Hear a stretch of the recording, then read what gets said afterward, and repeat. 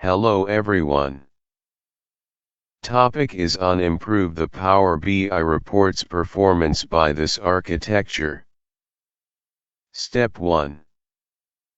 So, firstly go to Power BI service. There we can create the data flows as per your source systems. What source system you want to configure you can configure. And then doing the required transformations. Step 2. Open the Power BI desktop, then connect to Power BI data flows what you have created. Then load data to Power BI desktop with import mode. Then after create model and create required measures or calculated columns. Then save it and publish to the Power BI service.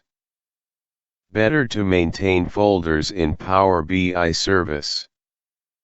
Step 3. Go to Power BI service, then see the semantic model. Then next step 4. Again open new Power BI desktop, then connect to Power BI dataset with live connection mode, then create your report, then save it. And publish or upload the file to Power BI service. So finally schedule the data flows as per required times. In case if they want to add new measure or calculated columns, download the model file, create what you require. Again re-upload to the same path.